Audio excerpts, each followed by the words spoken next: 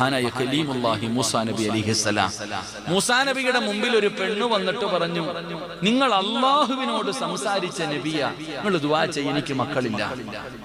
നിങ്ങൾ അള്ളാഹുവിനോട് സംസാരിച്ച പ്രവാചകന, എനിക്ക് മക്കളെ കിട്ടാൻ ദുആ ചെയ്യ്. മൂസാ നബി ദുആ ചെയ്തു, അല്ലാ ഈ പെണ്ണിന് നീ സന്താനത്തെ കൊടുക്കണേ അല്ലാ. അള്ളാഹുടെ ഭാഗത്ത് നിന്ന് വിളിച്ചു പറഞ്ഞു, മൂസാ ദുആ ചെയ്യണ്ട, മക്കളെ കിട്ടില്ല. അള്ളാഹുവിന്റെ ഭാഗത്ത് നിന്ന് വിളിച്ചു പറഞ്ഞു, മക്കളുണ്ടാകും. ഈ പ്രസവിക്കാത്ത പെണ്ണുങ്ങൾക്ക് എന്താ നിങ്ങളുടെ നാട്ടിൽ പറയാ? ഞാൻ ഇനി പറഞ്ഞിട്ട് എന്തായാലും ആവണ്ട. പ്രസവിക്കാത്ത പെൺകുട്ടികൾക്ക് എന്തോ പറയില്ലേ?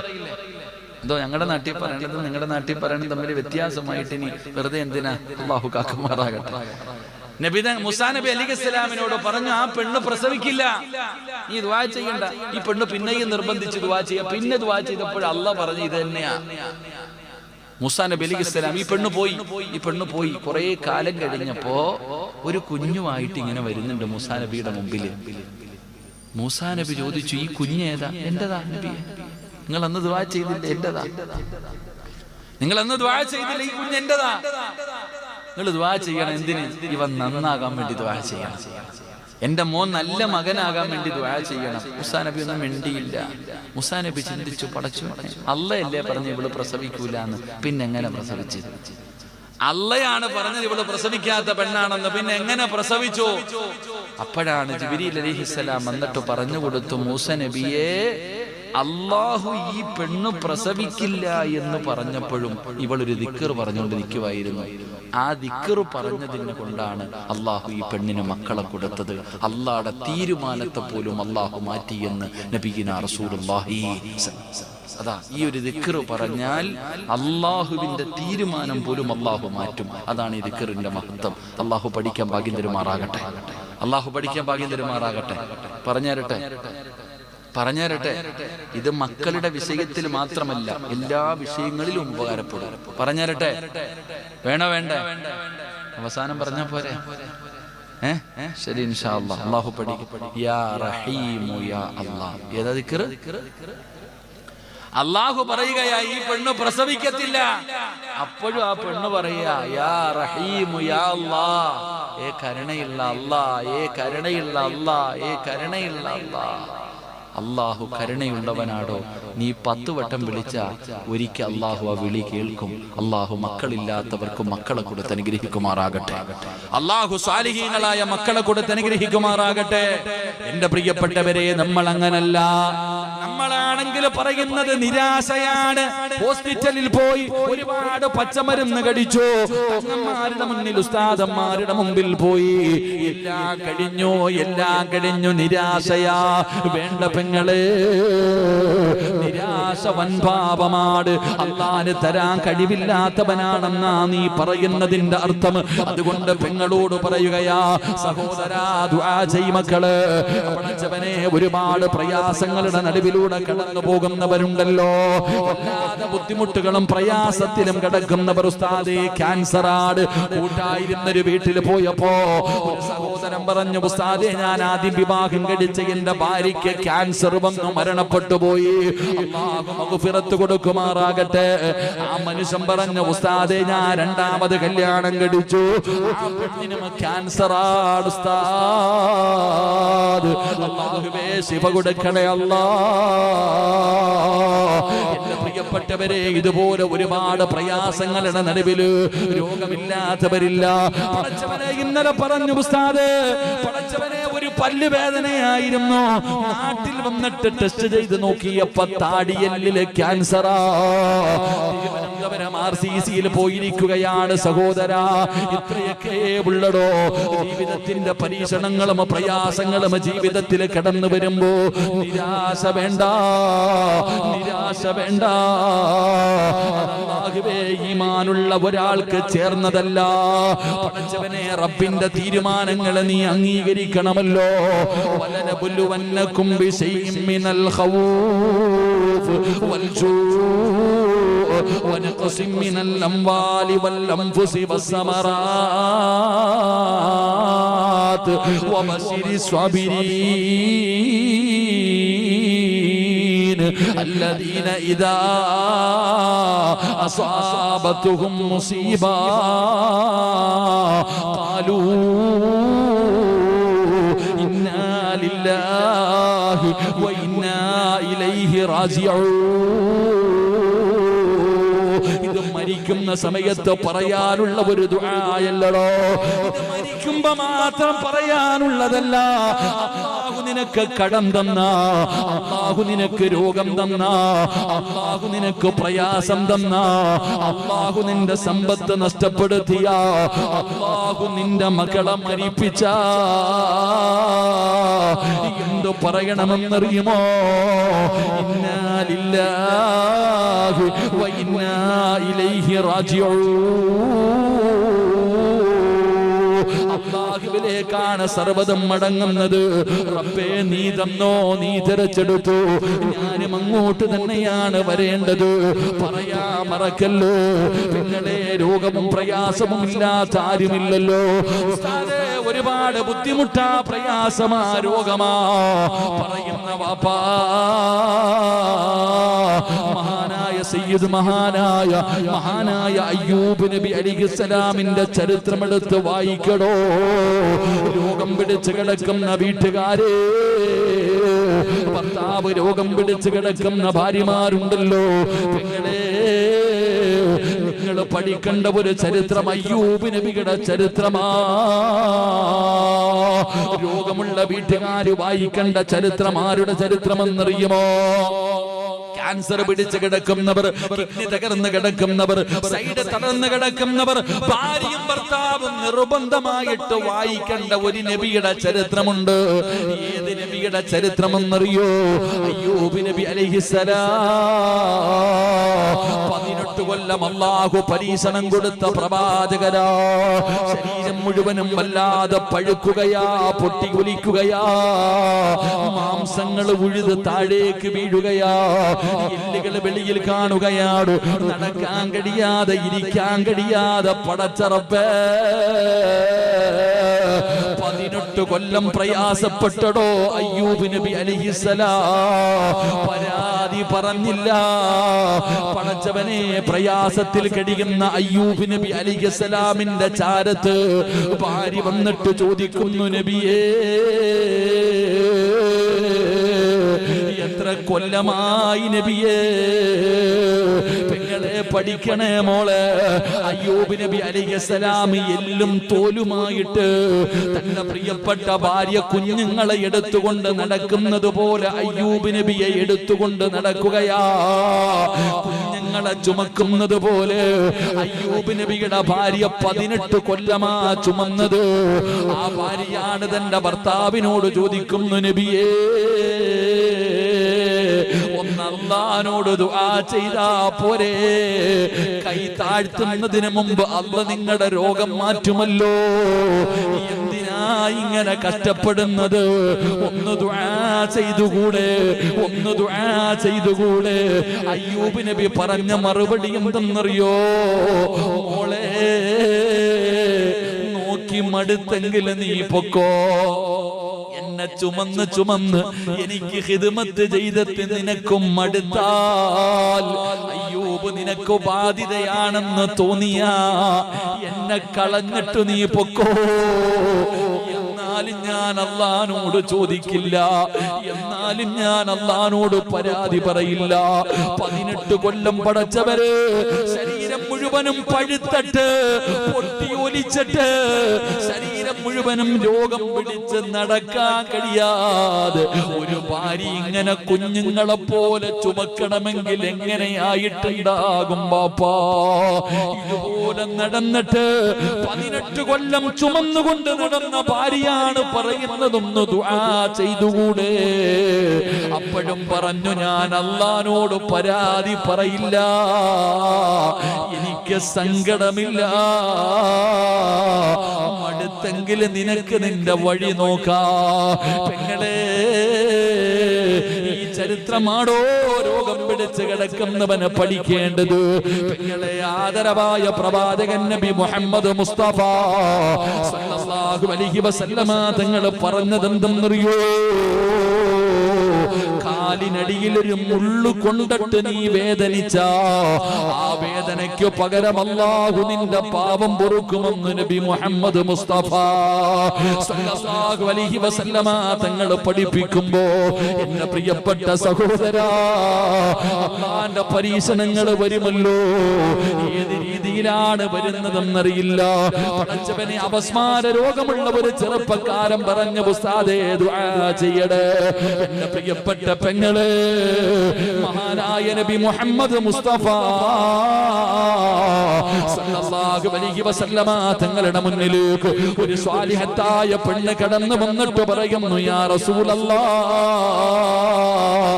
അല്ലാഹുവിന്റെ നബിയേ, എനിക്ക് അപസ്മാര രോഗമാണ് നബിയേ, വല്ലാത്ത വേദനയാ നബിയേ, വായിലൂടെ പതയും നൊരയും വരുന്നു നബിയേ, കടന്നു പിടയുകയാ നബിയേ, ശരീരം മുഴുവനും വല്ലാത്ത വേദനയാ നബിയേ, സഹിക്കാൻ കഴിയുന്നില്ല നബിയേ, അതുകൊണ്ടൊന്ന് പടച്ച റബ്ബിനോട് ദുആ ചെയ്യുമോ?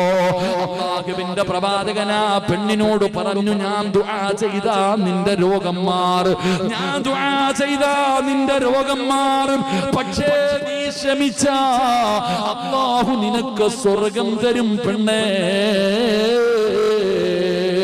നബി തങ്ങൾ അവിടെ നിന്ന് പറയുമ്പോ ആ പെണ്ണ് ചോദിച്ചു, യാ റസൂലല്ലാഹ്, മുത്തി നബിയേ, അല്ലാഹ് എനിക്ക് സ്വർഗം തരുമോ നബിയേ? ഉറപ്പായിട്ടും സ്വർഗം തരും.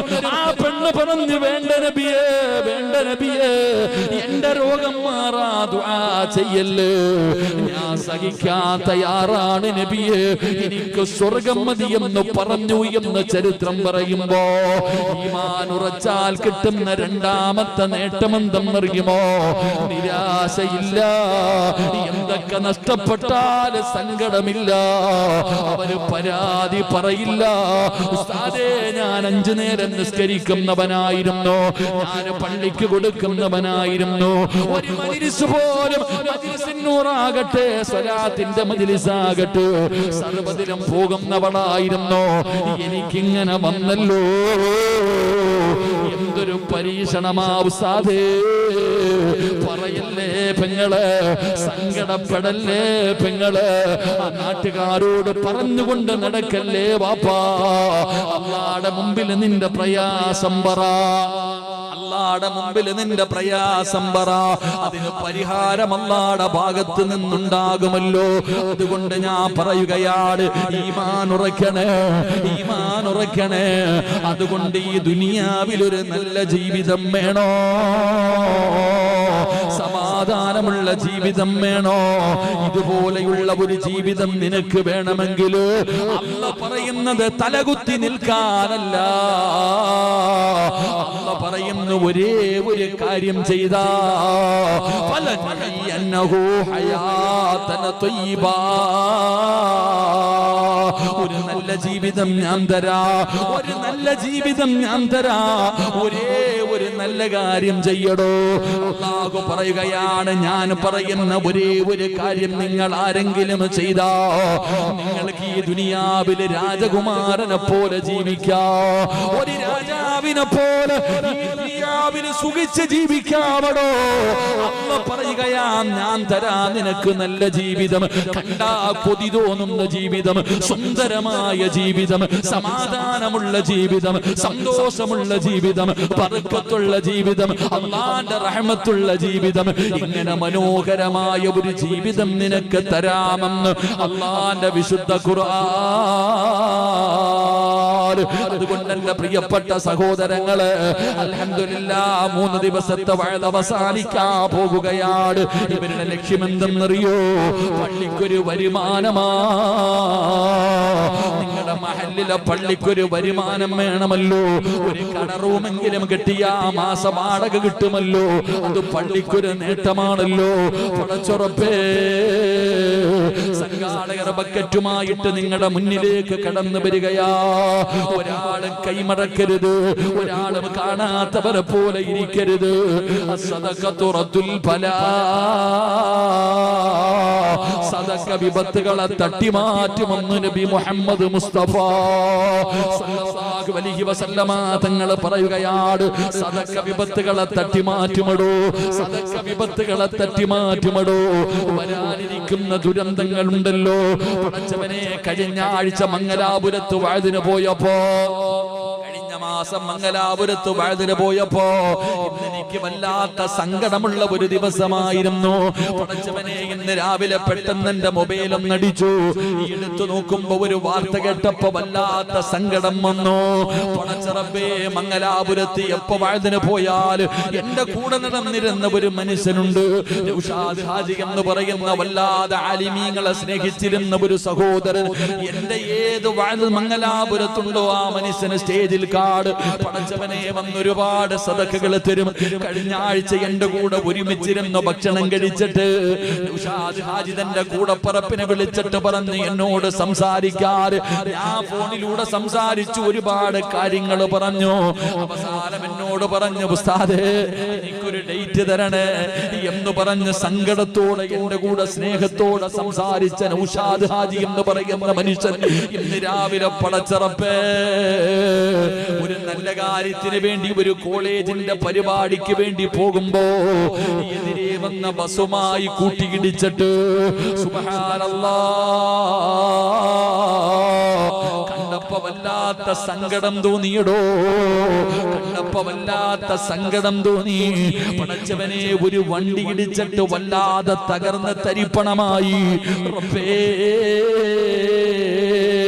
ഒരാള് വിളിച്ചിട്ട് എന്നോട് ശരീഫ് എന്ന എന്റെ സഹോദരൻ വിളിച്ചിട്ട് പറഞ്ഞു, ഉസ്താദേ മരിച്ചെന്ന് പറയുന്നു ഉസ്താദേ. ഞാൻ അന്വേഷിച്ചിട്ട് പറയാമെന്ന് പറഞ്ഞപ്പോ ഞാൻ ആ മനുഷ്യന്റെ ഫോൺ നമ്പർ എടുത്തിട്ടൊന്ന് ഡയൽ ചെയ്തു. റബ്ബേ, ബെല്ലടിക്കുന്നുണ്ട്. അപ്പുറത്ത് ഫോൺ എടുത്തത് ആംബുലൻസിന്റെ ഡ്രൈവറാ. പറഞ്ഞു, ഉസ്താദേ മരണപ്പെട്ടു പോയി ഉസ്താദേ, എന്റെ പ്രിയപ്പെട്ട സഹോദരാ. 5 മക്കളാ മോനെ, പിഞ്ചു കുഞ്ഞുങ്ങളാണ്. പടച്ചവനെ അല്ലാഹുവേ, ഒരു കുടുംബത്തിന്റെ സ്വപ്നമാ എന്റെ പ്രിയപ്പെട്ട ചെറുപ്പക്കാരാ. ശരീരത്തിൽ വലിയ മുറിവുകളൊന്നുമില്ലടാ. ഇന്നിതേ സമയം പള്ളിപ്പറമ്പിലെ ഖബറിനകത്തേക്ക് നൗഷാദ് ഹാജിയുടെ ജനാസ ഇറക്കി വെക്കുമ്പോ അല്ലാഹു കൊടുത്ത സമ്മാനം എന്തെന്നറിയോ? ഏത് വഅദിന്റെ മജ്ലിസിൽ വന്നിട്ടും പൈസ തന്നിട്ട് ദുആ ചെയ്യണമെന്ന് പറഞ്ഞ മനുഷ്യന് കണ്ടവര് പറയുന്നു, ഉസ്താദേ മുഖത്തു വല്ലാത്ത പ്രകാശമാ, മുഖത്ത് വല്ലാത്ത പ്രകാശം. പടച്ചവനെ, കണ്ടാ കൊതി തോന്നുന്ന ഒരു മരണമടോ. പടച്ച റബ്ബേ, ആ കുടുംബത്തിന് സമാധാനം നൽകണേ അല്ലാ.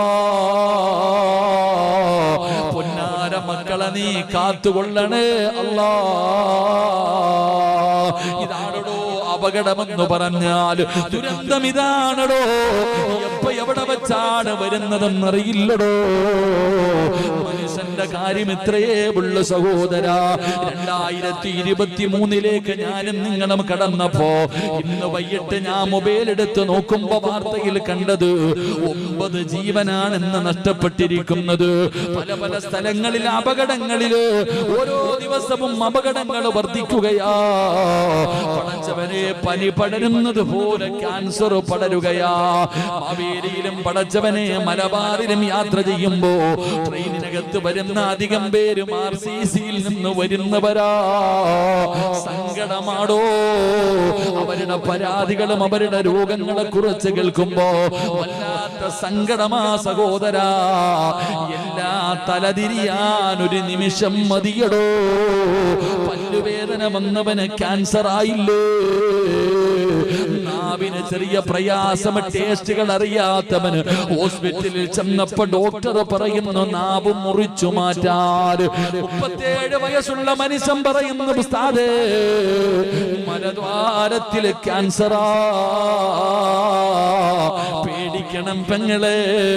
പണ്ടൊക്കെ ക്യാൻസർ രോഗം വന്നെന്ന് പറഞ്ഞാൽ അത്ഭുതമായിരുന്നു. ഇന്നങ്ങനല്ല. പനി പടരുന്നത് പോലെ ഓരോ കുടുംബത്തിലും ഒരു ക്യാൻസർ രോഗി വന്നുകൊണ്ടിരിക്കുകയാ. പടച്ചവനെ, കൈകാലുകൾ മുറിച്ചു മാറ്റുന്ന രോഗങ്ങൾ റബ്ബേ വാട്സപ്പിലുമൊക്കെ നമ്മൾ കാണുമല്ലോ. വാപ്പാനെ രക്ഷിക്കാ, നിങ്ങളെ സഹായിക്കണേ എന്ന് നെഞ്ചുപൊട്ടി കരയുന്ന പെൺമക്കളുടെയും മാമക്കളുടെയും വീഡിയോ കാണുന്നവനല്ലേ. എന്തേ ഉപ്പാ നിനക്ക് കഴിയാത്തത്? എന്തേ നബിതങ്ങളല്ലേ പറഞ്ഞത്, അസ്സദഖതു റദ്ദുൽ ബലാ, സദഖ വിപത്തിനെ തട്ടിമാറ്റുമെന്ന് നബി മുഹമ്മദ് മുസ്തഫ സല്ലല്ലാഹു അലൈഹി വസല്ലമ തങ്ങൾ പറയുമ്പോ, അല്ലാഹുവിന്റെ പള്ളിയുടെ വരുമാന മാർഗത്തിന് വേണ്ടി ബക്കറ്റുമായിട്ട് ഇവരുടെ മുന്നിലേക്ക് കടന്നു വരികയാ. ഒരാളും മടിക്കരുത്, ഒരാളും കാണാത്തത് പോലെ ഇരിക്കരുത്. അല്ലാഹു നിനക്ക് തന്നതിൽ നിന്നൊരൽപ്പം എടുക്കടോ. മനസ്സറിഞ്ഞുകൊണ്ട് എല്ലാവരും ഒരു സദഖ എടുക്കൂ. അൽഹംദുലില്ലാഹ്, എല്ലാവരും മനസ്സറിഞ്ഞുകൊണ്ടൊരു സദഖ എടുത്തിട്ട് ആ ബക്കറ്റിന്റെ അകത്തേക്ക് ഇടൂ. അൽഹംദുലില്ലാഹ്, എന്റെ പ്രിയപ്പെട്ടവര്, നിങ്ങൾ കൊടുക്കുന്ന ഈ ഒരു ചെറിയ സദഖ റബ്ബിന്റെ മുമ്പിൽ വലുതാണ്. അൽഹംദുലില്ലാഹ്, പലരും എഴുന്നേറ്റ് പോകുന്നുണ്ട്. രാവിലെ കടലിൽ പോകേണ്ടവരായിരിക്കും, രാവിലെ കടലിലൊക്കെ പോകേണ്ടവരുണ്ട് ഒരുപാട്. ഞാനിപ്പോ ഇവിടെ വന്നാലും എൻ്റെ പ്രിയപ്പെട്ട സഹോദരങ്ങളെ കടലിൽ മീൻ പിടിക്കണ ചങ്ങാതിമാരെ കാണാൻ പോകാറുണ്ട്. ഞാൻ ഇന്ന് രാവിലെ അൽഹംദുലില്ലാഹ് വന്നപ്പോൾ കൂട്ടായില് എൻ്റെ പ്രിയ സുഹൃത്തുക്കളോടൊപ്പം ഞാൻ പോയി. വലിയുല്ലാഹി എന്ന് പറയുന്ന വലിയൊരു മഹാന്റെ മക്ബറയുണ്ട് ഇവിടെ.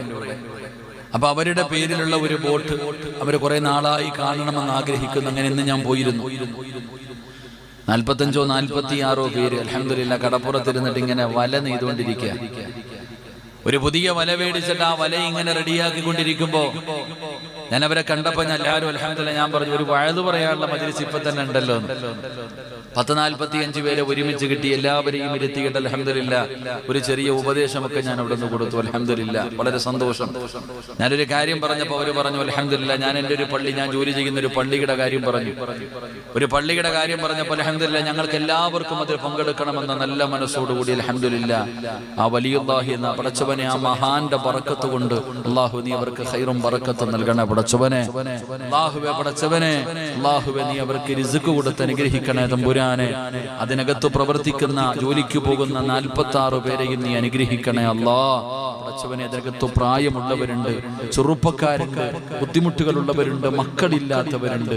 അല്ലാഹുവേ നീ അവരുടെ പ്രശ്നങ്ങൾക്ക് പരിഹാരം നൽകണേ തമ്പുരാനെ. അല്ലാഹുവേ പടച്ചവനെ, അവർക്ക് നീ റബ്ബേ ഖൈറും ബറക്കത്തും അഭിവൃദ്ധിയും അല്ലാഹുവേ നീ കൊടുത്ത് അനുഗ്രഹിക്കണേ തമ്പുരാനെ. ഇതുപോലെ ഒരുപാട് പേര് അൽഹംദുലില്ലാഹ്, ഈ ജീലാനി എന്ന് പറയുന്ന ഒരു വള്ളം, അതിന്റെ ആള് പെട്ടെന്ന് വയ്യാതായിട്ട് അള്ളാഹു അദ്ദേഹത്തിന് ആഫിയത്തുള്ള ദീർഘായുസ് കൊടുത്ത് അനുഗ്രഹിക്കുമാറാകട്ടെ. അതുപോലെ നജാത്ത് എന്ന് പറയുന്ന ഒരു വള്ളം, അള്ളാഹു അവർക്കും ഖൈറും ബറക്കത്തും നൽകുമാറാകട്ടെ. അപ്പൊ ഇതുപോലൊക്കെ ഒരുപാട് പേരുണ്ട്. അപ്പൊ അതുകൊണ്ട് പലരും എഴുന്നേറ്റ് പോകുമ്പോൾ രാവിലെ കടലിൽ പോകാനാണെന്നാ തോന്നുന്നത്. കുഴപ്പമൊന്നുമില്ല, നല്ലതാടോ. എനിക്ക് ഏറ്റവും വലിയ ഇഷ്ടം എന്തെന്നറിയോ? ഹലാലായ ഭക്ഷണമാണ് അവർ കഴിക്കുന്നത്. കടലിൽ പോയി മീൻ പിടിക്കുന്നവർക്ക് ഹറാമുണ്ടോ? ഹറാമുണ്ടോ? ഉണ്ടോ? ഇല്ലടോ, ഹലാലല്ലേ. മീൻ പിടിക്കാൻ പോകുന്നവന്റെ ഭാര്യ എന്ന് പറയാൻ ചില പെണ്ണുങ്ങൾക്ക് നാണക്കേടാ, ചില മക്കൾക്ക് നാണക്കേടാ. എന്തിനാടാ മക്കളെ നാണം കെടുന്നേ? ഹലാലല്ലേടാ തിന്നണത്. അതിനേക്കാളും വലിയ പുണ്യമുണ്ടോ?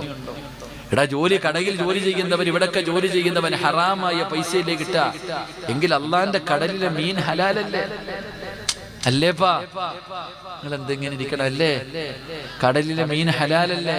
പടച്ചവനെ, ആ ഹലാലായ മീൻ പിടിച്ച് വിറ്റിട്ട് കൊണ്ടുവരുന്ന പൈസ കൊണ്ട് കഴിക്കാൻ കിട്ടിയ ഇത് വലിയ സന്തോഷമല്ലേ? നിങ്ങൾ അത് അഭിമാനത്തോടു കൂടിയാ കാണണ്ടേ?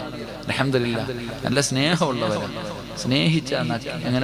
സ്നേഹിച്ചാൽ നക്കിക്കൊല്ലും, ദേഷ്യപ്പെട്ട നെക്കിക്കൊല്ലും എന്ന് പറയുന്ന പോലെ വല്ലാത്ത സ്നേഹമാണ്. അല്ലാഹു അവർക്ക് ആഫിയത്തുള്ള ദീർഘായുസ് കൊടുക്കുമാറാകട്ടെ. അപ്പൊ അൽഹംദുലില്ലാഹ്, അപ്പൊ ഇൻഷാ അല്ലാഹ് ഒരൊറ്റ കാര്യം കൂടെ പറഞ്ഞിട്ട് നമുക്ക് ദുആ ചെയ്ത് പിരിയാം. അല്ലാഹു ഭാഗ്യം തരുമാറാകട്ടെ.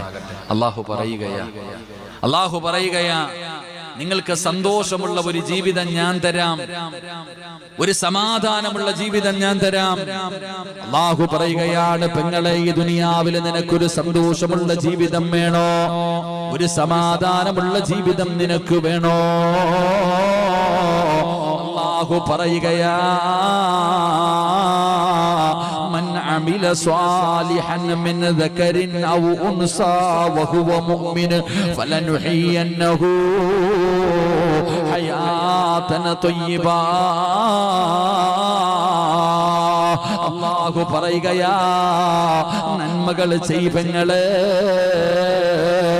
നന്മകൾ കഴിവിന്റെ പരമാവധി നല്ല കാര്യങ്ങൾ ചെയ്യടോ ബാപ്പാ. 2022 വിട പറഞ്ഞു, 2023 കാലെടുത്ത് വെച്ചിരിക്കുന്ന വാപ്പാ, ആയുസിലെ ഒരു കൊല്ലമാ കഴിഞ്ഞു പോയത്. നിന്റെ ജീവിതത്തിൽ ഒരിക്കലും തിരിച്ചു കിട്ടാത്ത ഒരു കൊല്ലമാണ് കഴിഞ്ഞു പോയത്. മരണത്തിലേക്ക് അടുക്കുകയാണ്, ഖബറിലേക്ക് അടുക്കുകയാണ്. അസ്രായിലിനെ കാണാനുള്ള സമയം അടുത്തുകൊണ്ടിരിക്കുകയാ വാപ്പാ. പെങ്ങളെ 25, 26, 30, 31 പൊന്നുമോളെ ചിന്തിക്കു. ഒരു കൊല്ലം നിന്റെ ജീവിതത്തിൽ നിന്ന് പൊഴിഞ്ഞുപോയി. മരണത്തിലേക്ക് അടുക്കുകയാ, ഖബറിലേക്ക് അടുക്കുകയാ. എപ്പോഴാണ് മരണം വരുന്നതെന്നറിയില്ലല്ലോ. അതുകൊണ്ട് നന്മകൾ ചെയ്യാൻ പറ്റുമോ? നന്മകൾ ചെയ്യാൻ പറ്റുമോ? മാക്സിമം നിന്നെ കൊണ്ട് ചെയ്യാൻ കഴിയുന്ന നന്മകൾ മാത്രം നീ നിന്റെ ജീവിതത്തിൽ ചെയ്യൂ. എന്റെ പ്രിയപ്പെട്ട സഹോദര, അല്ലാതെ അള്ളാന്റെ സ്വർഗം കിട്ടുമെന്ന് നീ കരുതണ്ട, സമാധാനമുള്ള ജീവിതം കിട്ടുമെന്ന് കരുതണ്ട. പടച്ചവനെ, താനൂര് നിന്നിട്ട് പരപ്പനങ്ങാടിയിലേക്ക് പോകുന്ന ഒരു ബസ്സിനകത്ത് കൈ കാണിച്ച് കയറി. എന്നിട്ട് പടച്ചവനെ നീ പറയുകയാണ്, ബസ്സിനകത്തിരുന്ന് ദുആ ചെയ്യുകയാ, അല്ലാഹുവേ എന്നെ തിരൂരിലെത്തിക്കണേ അല്ലാ. പരപ്പനങ്ങാടിയിലേക്ക് പോകുന്ന ബസ്സിനകത്ത് കയറി ഇരുന്നിട്ട് പടച്ചവനെ ദുആ ചെയ്യുകയാ, തിരൂരെത്തിക്കാൻ. എങ്ങനാ മോനെ നടക്കുവോ? എങ്ങനാ പെങ്ങളെ നടക്കുമോ? അല്ലാഹു പറയുന്നു നന്മകൾ ചെയ്യാ. നീയാണെങ്കിൽ തിന്മകളാ ചെയ്യുന്നത്. തിന്മകൾ ചെയ്തിട്ട് നീ അല്ലാഹുവോട് പറയുന്നു, എനിക്ക് നല്ല ജീവിതം താ അല്ലാ, എനിക്ക് നല്ല മരണം താ അല്ലാ, എനിക്ക് സ്വർഗം താ അല്ലാ. ആദരവായ പ്രവാചകൻ നബി മുഹമ്മദ് മുസ്തഫ സല്ലല്ലാഹു അലൈഹി വസല്ലമ തങ്ങൾ കിടക്കുന്ന സ്വർഗം ചോദിക്കാൻ നിനക്കൊക്കെ എന്ത് യോഗ്യതയാ പെങ്ങളെ? എന്ത് ചെയ്തു വെച്ചട്ടാ നീ ചോദിക്കുന്നത്? ഒരു നല്ല ജീവിതം അല്ലാഹുവോട് ചോദിക്കുന്നല്ലോ. എന്ത് ചെയ്തിട്ടാ വാപ്പാ? വീടിന്റെ മുറ്റത്ത് വരുന്ന ഒരു നായുണ്ടല്ലോ, അതിന് ഒരു നേരത്തെ അന്നം കൊടുത്താ അത് എവിടെ വെച്ച് നിന്നെ കണ്ടാലും നന്ദി കാണിക്കുമല്ലോ. പക്ഷേ പടച്ചറബ് നിനക്ക് ചെയ്തു തന്ന അനുഗ്രഹങ്ങൾ മുഴുവനും 2 കൈയും നീട്ടി സ്വീകരിച്ചിട്ട് ആ അല്ലാഹുവോട് നന്ദി കേടല്ലാതെ നീ എന്തെങ്കിലും കാണിക്കുന്നുണ്ടോ? അതുകൊണ്ട് എന്റെ പ്രിയപ്പെട്ടവരോട് പറയുകയാ, നന്മകൾ ചെയ്യടോ. ഒരുപാട് നന്മകൾ നമ്മളെ കൊണ്ട് ചെയ്യാൻ പറ്റുന്ന നന്മകൾ ചെയ്യൂ. പടച്ചവനെ, പിഴവുകൾ ജീവിതത്തിൽ സംഭവിച്ച സങ്കടം വരണം പെങ്ങള്. എന്റെ ചെറുപ്പക്കാരോട് പറയുകയാ, മോനെ, ഈമാൻ ഹൃദയത്തിനകത്തേക്ക് ഇറങ്ങണമെങ്കിലോ മോനെ നന്മകൾ ചെയ്യടാ, അല്ലാഹുവിലേക്ക് അടുക്കടാ. എന്റെ പ്രിയപ്പെട്ട ചെറുപ്പക്കാരാ, മരിക്കണ്ടേ മോനെ? നിന്നെ പോലെ താനൂരിന്റെ പരിസരത്ത് ചാടിക്കളിച്ച് നടന്നിരുന്ന എത്രയോ ചെറുപ്പക്കാർ ഖബറിനടിയിലെത്തിയല്ലോ. മയ്യത്ത് നീ കണ്ടില്ലേ? അവന്റെ മയ്യത്ത് നിസ്കരിച്ചില്ലേ? നീ അവന്റെ ഖബറിന്റെ ചാരത്ത് പോയില്ലേ? എന്നിട്ടും നന്നാകാൻ കഴിയാത്തതെന്തേ മോനെ? അതുകൊണ്ട് സഹോദരിമാരെ, നന്മകൾ ചെയ്യടോ, നന്മകൾ ചെയ്യടോ. അത് പരസ്യമായിട്ടല്ല, രഹസ്യമായി ചെയ്യടോ. നമ്മളെ കൊണ്ട് ചെയ്യാൻ പറ്റുന്ന നന്മകൾ നമ്മൾ ചെയ്യൂ. എന്നിട്ട് അല്ലാഹുവിന്റെ തൃപ്തിയും പൊരുത്തവും കരസ്ഥമാക്കൂ. അല്ലാഹുവിന്റെ സ്നേഹമാ നമുക്ക് വേണ്ടത്. അല്ലാഹുവിന്റെ സ്നേഹമല്ലേ വേണ്ടത്? അല്ലാഹ് സ്നേഹിച്ചാ രക്ഷപ്പെടുമല്ലോ. അല്ലാഹുവിന്റെ സ്നേഹം കിട്ടിയാ രക്ഷപ്പെടുമല്ലോ. അല്ലാഹുവിന്റെ സ്നേഹം കിട്ടാനുള്ള വഴി എന്തെന്നറിയോ? എല്ലാവരും അല്ലാഹനെ സ്നേഹിക്കുന്നുണ്ട്. ഇരിക്കുന്ന ആയിരക്കണക്കിന് വരുന്ന ആണുങ്ങളും പെണ്ണുങ്ങളും എല്ലാവരും അല്ലാഹനെ സ്നേഹിക്കുന്നുണ്ട്. പക്ഷേ നിന്നെ അല്ലാഹു സ്നേഹിക്കുന്നുണ്ടോ? എല്ലാരും അല്ലാഹുവിനെ സ്നേഹിക്കുന്നുണ്ട് എങ്കിൽ അല്ലാഹു നിന്നെ തിരിച്ച് സ്നേഹിക്കുന്നുണ്ടോ? ഒരു സംശയമില്ലേ വാപ്പാ? ഒരു സംശയമില്ലേ ചെറുപ്പക്കാരാ? എങ്കിൽ ആ സംശയം മാറാനുള്ള ഒരു വഴി ഞാൻ പറഞ്ഞു തരാ. അല്ലാഹു ഒരു മനുഷ്യനെ തിരിച്ച് സ്നേഹിക്കുന്നുണ്ടോ തിരിച്ചറിയാനുള്ള ഒരടയാളം ഞാൻ പറഞ്ഞു തരാ. ഒരുപാട് കൊല്ലം കൊണ്ട് 40, 50, 60 കൊല്ലം കൊണ്ട് അല്ലാഹുവിനെ സ്നേഹിക്കുന്ന ഉപ്പാ, ഈ വയസ്സാം കാലത്തെങ്കിലും നിന്നെ അല്ലാഹു സ്നേഹിക്കുന്നുണ്ടോ എന്ന് നിനക്കറിയണ്ടേ? അറിയണ്ടേ ഉമ്മ, അറിയണ്ടേ പെങ്ങള്? എടാ ചെറുപ്പക്കാരാ, ഈ ലോകം മുഴുവന് വടക്കി ഭരിക്കുന്ന രാജാധിരാജനായ മലിക്കുൽ ജബ്ബാറായ പടച്ച റബ്ബ് നിന്നെ സ്നേഹിക്കുന്നുണ്ടോ എന്ന് നിനക്കറിയണ്ടേ? അറിയാനുള്ള വഴി എന്തെന്നറിയോ? അല്ലാഹുവിന്റെ റസൂലാ പറയുന്നത്, നബിതങ്ങളാണ് പറയുന്നത്. പാതിരാത്രിയുടെ നിശബ്ദതയില് എല്ലാവരും ഈ താനൂരുകാര് മുഴുവനും ഉറങ്ങുമ്പോ, സുഖമായി പുതപ്പിന്റെ കീഴിൽ കിടന്നുറങ്ങുമ്പോ, വെളുപ്പാങ്കാലത്ത് 4 മണിക്ക് സുബഹിക്ക് ബാങ്ക് വിളിക്കുന്നതിന് മുമ്പ് എഴുന്നേറ്റ് ആരെങ്കിലും 2 റക്അത്ത് നിസ്കരിക്കുന്ന ഒരു സ്വഭാവമുണ്ടോ? സുബഹിക്ക് മുമ്പ് എഴുന്നേറ്റ് പടച്ചവനെ തഹജ്ജുദ് നിസ്കരിക്കുന്ന ഒരു സ്വഭാവമുണ്ടോ? പെങ്ങളെ, തഹജ്ജുദ് നിസ്കരിക്കുന്ന ഏതെങ്കിലും ഒരു ഉമ്മയുണ്ടെങ്കിലോ ഏതെങ്കിലും ഒരു സഹോദരി ഉണ്ടെങ്കിലോ, വാപ്പാ നീ തഹജ്ജുദ് നിസ്കരിക്കുമോ? ചെറുപ്പക്കാരാ, തഹജ്ജുദ് നിസ്കരിക്കുമോ? എങ്കിലും ഉറപ്പിച്ചു കൊള്ളടാ, എങ്കിലും ഉറപ്പിച്ചു കൊള്ളടാ. ഈ ലോകത്തിന്റെ അധിപനായ പടച്ച റബ്ബ് നിന്നെ സ്നേഹിക്കുന്നുണ്ട് മോനെ. അല്ലാഹ് ഇഷ്ടപ്പെട്ടവർക്ക് പാതിരാത്രി എഴുന്നേറ്റ് നിസ്കരിക്കാൻ കഴിയൂ, പാതിരാത്രി എഴുന്നേറ്റ് നിസ്കരിക്കാൻ കഴിയൂ. അല്ലാഹു ഇഷ്ടപ്പെട്ടവർക്ക് മാത്രമേ കഴിയൂ. അതുകൊണ്ടാണ് പടച്ച റബ്ബേ ഒരു മഹാനിരുന്ന് നിലവിളിക്കുകയാ, ഒരു മഹാനിരുന്ന് പൊട്ടിക്കരയുകയാണ്. പടച്ചവനെ, ജനങ്ങളെ കേട്ടപ്പോ വല്ലാത്ത സങ്കടം വന്നു. എന്തു പറ്റിയെന്നറിയില്ല. ജനങ്ങൾ ഓടി വന്നിട്ട് ചോദിക്കുകയാ, എന്തിനാ നിങ്ങൾ കരയുന്നത്? എന്താണ് സംഭവിച്ചത്? ആരെങ്കിലും മരിച്ചു പോയോ? എന്തെങ്കിലും രോഗം സംഭവിച്ചോ? അല്ലെങ്കിൽ എന്തെങ്കിലും സാമ്പത്തിക നഷ്ടം വന്നോ? എന്തിനാ ഇതുപോലെ കിടന്ന് നിലവിളിക്കുന്നത്? ആ സമയത്താണ് ആ മനുഷ്യൻ പറഞ്ഞത് എന്തെന്നറിയോ? എന്റെ സമ്പത്ത് നഷ്ടപ്പെട്ടിരുന്നെങ്കിൽ, ആരെങ്കിലും മരിച്ചു പോയിരുന്നെങ്കിൽ, പടച്ചവനെ എനിക്ക് എന്തെങ്കിലും രോഗം വന്നിരുന്നെങ്കിൽ എനിക്ക് ഇത്രയും സങ്കടമില്ല. അതിനേക്കാളും വലിയ സങ്കടമായി എനിക്ക്. കാരണം എന്താണെന്ന് ചോദിക്കുമ്പോ ആ മഹാൻ പറഞ്ഞത് എന്തെന്നറിയോ? ഞാൻ നിത്യമായി ചെയ്തുകൊണ്ടിരുന്ന എന്റെ ചില വിറുതുകള്, ഞാൻ നിത്യമായി ചെയ്തുകൊണ്ടിരുന്ന ചില സൽക്കർമ്മങ്ങൾ എനിക്ക് മുടങ്ങിപ്പോയി. സുബ്ഹാനല്ലാഹ്. എന്റെ പ്രിയപ്പെട്ട പെങ്ങള്, ഒരു തഹജ്ജുദ് നമസ്കാരം മുടങ്ങിയതിന്റെ പേരിൽ കിടന്ന് നിലവിളിക്കുകയാ.